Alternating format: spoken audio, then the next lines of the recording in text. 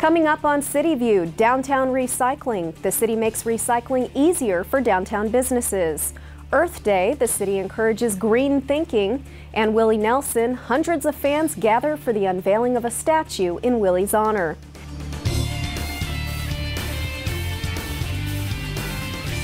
Thanks for joining us. I'm your host, Leslie Sopko. Those stories and more, but first our top story.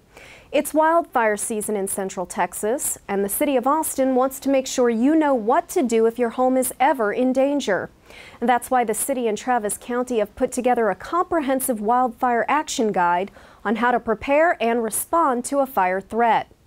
The devastating wildfires in Bastrop, Steiner Ranch, and Oak Hill last year are stark reminders of how quickly fires can get out of control. The Oak Hill fire destroyed or damaged 21 homes and scorched 100 acres of greenbelt near the ACC Pinnacle building. We do our part by providing the first response.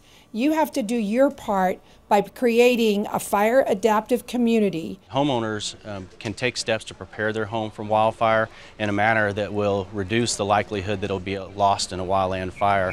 Just think about whether that wooden deck should maybe be a hardy board kind of deck, thinking about whether that wooden fence should change to a chain link fence. We see the trees pushed back, so we have a defensible space, so you separate yourself from that greenbelt. Any greenbelt can burn at any time. To download your copy of the Wildfire Action Guide, visit austintexas.gov and enter the search words Ready, Set, Go.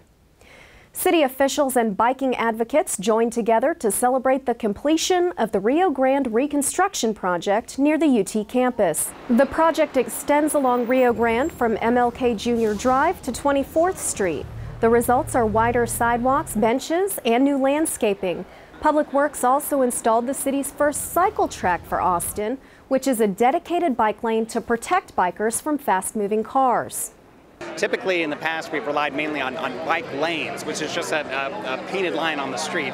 And a lot of folks don't feel very comfortable with just a painted line protecting them from fast-moving traffic. So what we're moving towards is actually providing more of a comfortable zone so that more folks will be interested in getting out and biking. And that involves providing some physical separation between the bikes and the cars and creating a safer environment for both drivers and cyclists. The City of Austin's bike program was recognized by the Bikes Belong Foundation as one of 6 cities that will become national leaders in creating comfortable spaces for bikers. Austin Energy has launched a comprehensive online data library that provides key operational and financial information on virtually every facet of the company. The nearly 80 data sets show everything from average customer energy usage to fuel costs and energy efficiency achievements. To access the site, visit austinenergy.com. And now it's time for our Austin City Council update. Council elections are happening in May, but the current Austin City Council wants voters to consider changing the date. Council approved an ordinance placing a charter amendment on the November 2012 ballot to move the city's general election date from May to November. So voters will get to decide whether the council election date will change. Other rules governing elections will still apply. If no candidate for one of the positions on the council receives a majority, a subsequent runoff would still involve the top 2 vote-getters. Council authorized negotiation and execution of an amendment to the city's agreement with Austin Pets Alive relating to the use of the Town Lake Animal Shelter site on West Cesar Chavez. As of November 10th of last year, the City of Austin gave the Town Lake Animal Shelter permission to use their location for an adoption center for a period of up to 18 months. The city manager then allowed Austin Pets Alive to temporarily use the Town Lake Animal Shelter. On March 20th of this year, the Public Health and Human Services Subcommittee of the Council recommended an expanded scope of the use of the Town Lake Animal Shelter and the related licensing agreement. Austin Pets Alive will pay all costs associated with the operations and maintenance of the site. Council agreed on a contract for an electronic citation system for the Austin Police Department. The system will replace traditional ticket issuing previously done by hand. The use of these electronic citation devices will help ensure both officer and citizen safety, as it will decrease the amount of time spent parked on roadways. Citations and crash forms will also have more exact information, since the electronic systems work by scanning barcodes and magnetic information strips from ID cards and vehicle registration stickers. The tickets will be uploaded and sent to the municipal court electronically for use in fine collection and in case of a trial. Council approved the conceptual design for improvements to the I-35 and 51st Street improvements along the I-35 northbound frontage road from Barbara Jordan Boulevard to 53rd Street. The project will provide improved access to Cameron Road and reduce congestion on 51st Street. It will also enhance pedestrian and bicycle connectivity in the area. The cost of the project is roughly $1.6 million, paid for mostly from 2010 voter-approved bond funds and some funds from the state. The southbound I-35 frontage road improvements will be considered in a subsequent phase. And Council authorized an agreement with Keep Austin Beautiful to teach students from kindergarten to high school concepts related to zero waste, including reuse, recycling, and composting. The city has set a zero waste goal of diverting 90% of the city's waste from landfills by 2040. Keep Austin Beautiful's Zero Waste and Sustainability Education program for grades K through 12 will help achieve that goal in a fun and engaging way. In all, Council considered 142 items at its April 26th meeting. Its next regularly scheduled meeting will be May 24th. For CityView, I'm Larry Schooler. Recycling just got easier for businesses in downtown Austin. Austin Resource Recovery is now accepting more types of materials at no extra cost. The concept is similar to single-stream recycling for residential customers. Here's more on this effort.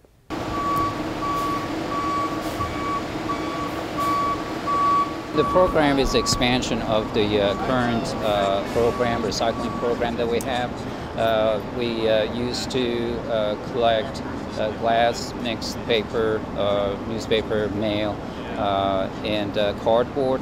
And now we're expanding that to accept more recyclable material, which is basically containers, plastic containers number 1 through 7, as well as aluminum and tin and steel cans. But we're retrofitting some of those current dumpsters.